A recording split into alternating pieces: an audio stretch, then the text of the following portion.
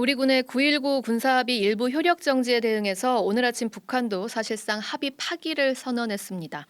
김영준 기자 나와 있습니다. 안녕하세요. 안녕하세요. 네, 지금 외교 국방 담당 기자라 지금 뭐 사흘째 출연 중이고 그새는 잠도 못 잤다고 했는데 어제는 좀 잤습니까? 쉽지는 않았습니다. 아, 그래요. 이따 네네. 설명드리겠지만 한밤중에 또 미사일을 쏘는 맞아요. 어제 바람에 미사일 발사 있었죠. 아무튼 전해드린 대로 북한 국방성이 오늘 성명을 내서 9.19 군사 합의에 대해 사실상 파기를 선언했습니다. 네네. 엄밀히 말하면 우리가 한 건 파기가 아니에요. 일부에 대한 효력 정지입니다. 1조 사망에 대한 것만요. 그런데 북한은 우리가 파기를 했다고 주장을 하면서 혹독한 대가를 치러야 한다. 이렇게 발표를 했어요. 예. 단 통일부 당국자는 오늘 기자들과 만나서 북한이 사실상 무효화를 선언한 건 맞는데 공식적으로 파기되려면 남북이 합의해야 된다면서 파기됐다고 판단하지 않는다고 말했습니다. 근데 남북 양쪽이 다 뭐 일부 효력 정지, 뭐 무효화 했는데 공식 파기는 아니다. 이런 말이 좀 사실 약간 말장난 같기도 해요. 저희가 사실 조금 웃으면서 시작하긴 했는데 상당히 엄중한 상황이잖아요. 네. 실제적으로 지금 어떻게 좀 현장이 달라지게 될까요? 말씀드렸듯이 9.19 합의에는 비행 금지 구역과 함께 군사분계선 근처의 지상 그리고 북방한계선 NLL 근처의 바다에서 포사격을 안 하기로 합의한 구역이 있어요. 예. 북한 국방성은 지상과 해상, 공중을 비롯한 모든 공간에서 군사적 긴장과 충돌을 방지하기 위해 취했던 군사적 조치를 철회하고 군사분계선 지역에 보다 강력한 무력과 신형 군사 장비들을 전진 배치할 것이라고 밝혔습니다. 보다 강력한 무력, 뭐 전진 배치하겠다. 이게 뭔가요? 그 전에 일대에 배치하고 있던 무기들에서 조금 더 발전해 나갔다고 보시면 될 겁니다. 예. 북한에서 방사포라 부르는 다연장 로켓 신형이라든지 대공 미사일 혹은 지난해 말 화제가 됐던 무인기 등을 예상할 수 있겠죠. 예. 다만 북한이 몇 년 전부터 활발히 공개했던 수백 킬로미터 잘 날아가는 미사일들 있잖아요. 네네. 이건 아닐 것 같은 게 이게 이유가 좀 씁쓸한 이유입니다. 씁쓸하다고요? 왜요? 군사분계선에서 서울이 50킬로미터밖에 안 떨어져 있습니다. 그러니까 전진 배치할 필요가 애초에 없다. 네, 그런 거 없어도 우리 타격하기 충분합니다. 굳이 노출시킬 그렇군요. 필요가 없고요. 네네. 그 전에 하던 걸로는 확성기 방송도 있기는 있어요. 근데 사실 이거는 9.19 군사 합의로 안 하기로 한 게 아니라 판문점 선언을 통해서 안 하기로 한 거거든요. 북한 성명에 판문점 선언을 무효화한다는 얘기는 없었습니다. 네. 그리고 현실적인 이유로 우리 쪽 확성기가 출력이 더 셉니다. 아, 그래요. 그럼 북한이 손해입니다. 우리는 북한 방송 들어도 장병들이 별로 영향이 없잖아요. 북한군이 우리 방송 들으면은 탈북하고 싶어집니다. 아, 그래요. 네. 또 9.19 합의로 판문점 공동경비구역 JSA를 비무장화했는데 지금 그래서 거기 지키는 경비병들은 권총이 없어요. 다시 권총을 지급을 하거나 혹은 무장병력을 들여보낼 수 있지만 이건 이거대로 문제가 있는 게 이 네. 지역은 우리가 관할하는 게 아니라 유엔 군사령부가 관할합니다. 아, 그럼 그래서 미국을- 직접적으로 미국을 자극하는 게 될 수가 있기 때문에 이걸 실제 실행할지 여부는 장담하기가 어렵습니다. 그렇군요. 뭐 북한에서 맞대응이 바로 나오는 상황인데 우리 정부 지금 반응은 어떻습니까? 뭐 일단 강한 규탄에 나섰습니다. 국방부 전하규 대변인입니다. 북한이 국방성 성명을 통해서 사실관계를 호도하고 적반하장의 행태를 보이는 것에 대해서 거듭 엄중히 경고합니다. 또 통일부는 입장문을 내놨는데요. 어제 국방부가 밝힌 것처럼 북한의 합의 위반과 핵, 미사일 위협 그리고 각종 도발에 대한 최소한의 정당한 방어 조치라고 했고요. 예. 그러면서 북한이 군사분계선 지역 등에서 추가 도발을 할 경우 압도적이고 엄중하게 대응해 나갈 것이라면서도 한반도 긴장 완화를 논의하기 위한 남북 당국 간 대화에 언제나 열려 있다고 밝혔습니다. 국방부는 오늘 국회 국방위원회 전체 회의에 추가 도발에 대비해서 탄도미사일을 탐지하는 이지스 구축함과 그린파인 레이더를 추가 운용하고요. 평소보다 더 미사일을 요격하는 패트리엇과 천공2 대공 미사일이 전투 대기에 들어가는 등 감시 및 대응 태세를 강화했다고 보고했습니다. 예. 또 박안수 육군 참모총장이 오늘 육군 미사일 전략사령부 그러니까 북한이 핵을 사용할 경우 대량 응징 보복 체계 KMPR 다시 말해 김정은을 제거하는 현무 탄도미사일 운용 부대를 찾았습니다. 박 총장은 적 도발 시 즉시 즉각 대응할 수 있도록 작전 현장 중심의 강한 교육 훈련과 작전 실행력 제고에 만전을 기하라면서도 장비 운용 요원과 근무 요원들의 대비 태세는 유지하되 휴식 여건도 적절히 보장하여 지속 가능하고 실질적인 대비 태세를 갖추도록 할 것이라고 지시했는데 대기할 땐 대기하더라도 돌아가면서 잘 쉬어야 뭐 제대로 유지할 수 있다는 거죠. 근데 바꿔 말하면 길어질 수도 있다는 얘기도 되고요.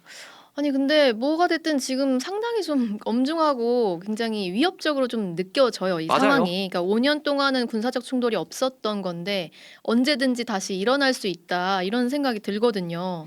언제든 재개될 수 있는 거잖아요, 지금. 물론입니다. 어. 9.19 합의의 핵심 내용 중 하나가 군사분 개성 근처 포사격인데 예. 이게 조만간 재개될 가능성이 높고요. 아. 이게 지상이든 바다든. 그러면 우리도 대응에 나서려고 군사적 활동을 할 수밖에 없고 예. 북한이 또 이걸 교묘하게 이용할 수가 있단 말이죠. 어. 실제로 어젯밤 북한이 평양 순안국제공항 일대에서 탄도미사일을 발사했는데 또 밤 11시쯤이었습니다. 그래서 이제 잠 못 잤다는 거죠. 예, 일정 고도 이상으로 올라가기 전에 폭발해서 레이더에는 잘 안 잡혔대요. 그래서 네. 정확히 뭔지는 알기가 어려운데 실패로 끝나기는 했지만 그 전보다 이런 활동들에 더 무게를 둘 수밖에 없겠죠. 그만큼 우리 군의 피로도도 더 늘어나게 될 거고요. 이런 일이 더 자주 일어날 것이다.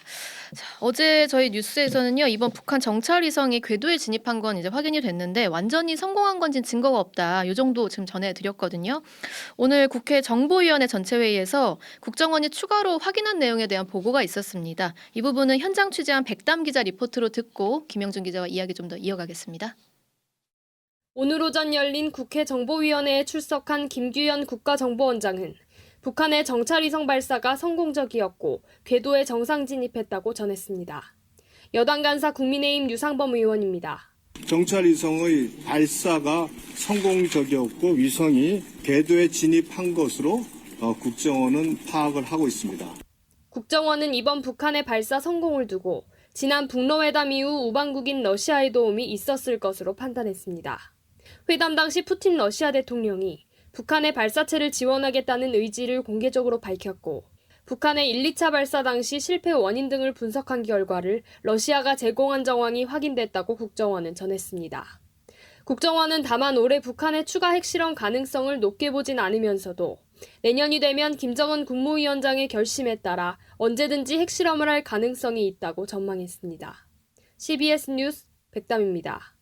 근데 뭐 궤도에 진입한 거는 확인이 됐다. 국정원 보고로도 이제 이 내용을 지금 말씀을 드렸는데요. 근데 그것만 가지고 이제 완전한 성공이라고 평가할 수는 없다는 부분도 어제 김영준 기자가 전해주셨잖아요. 맞습니다. 근데 그게 이제 뭐 인공위성의 역량에 대한 부분일 텐데 그 부분도 좀 더 이어가 주시죠. 일단 뭐 궤도에 대해서 말씀드려보자면은 예. 미 우주군과 국제우주연구위원회가 오늘 정찰위성 만리경 1호에 번호를 부여해서 관리하고 있다고 밝혔습니다. 그래서 번호를 부여했다? 네, 그건 의심할 필요가 없는 것 같습니다. 아. 원래 이제 미 우주군이나 이제 국제우주연구위원회가 그 공중에 떠 있는 모든 위성에 대해서 다 번호를 붙여가지고 관리를 하는 시스템을 갖추고 있거든요. 예예. 예, 이게 보니까 주기가 94.67분이라고 하더라고요. 주기가 94.67분. 주기라는 게 쉽게 말해서 이제 위성이 지구 주위를 한 바퀴 도는데 걸리는 시간이 94.67분. 그러니까 아. 1시간 반에 한 번씩 돈다는 얘기고요. 예예. 타원형 궤도에 원래 있던 자리로 하루에 한 2번에서 한 4번 정도 온다고 합니다. 아. 전문가들 말씀을 들어보니까 네네. 이 정도 성능을 갖추고 있다고 하네요. 북한 위성이요. 네, 다만 어제도 말씀드렸듯이 북한이 괌을 촬영했다고 주장을 하잖아요. 네네. 그런데 이제 우리가 1차 발사 때 수거한 잔해물을 분석을 해봤잖아요. 네네. 그때 정찰 위성으로서 효용성 있는 서브미터, 그러니까 가로 세로 1m 이하 물체를 점 한 개로 식별할 수 있는 그런 성능이 되지 못한다.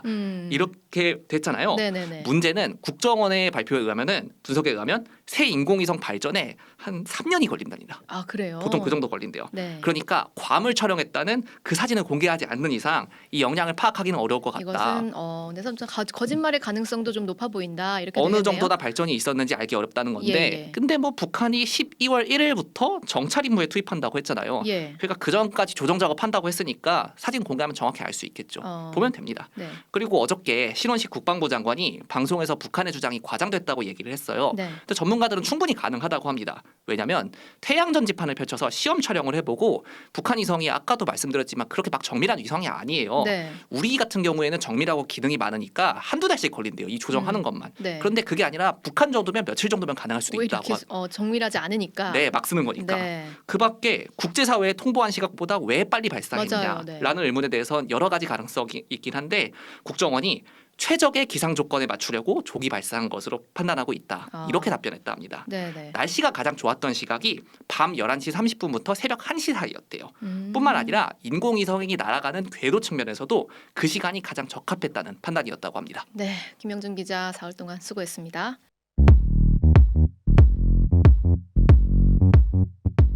오늘 하루 뉴스 맥락 정다운의 뉴스톡이면 됩니다. 유튜브 노컷 채널 알림 설정하시면 매일 오후 5시 30분 실시간 참여하실 수 있습니다.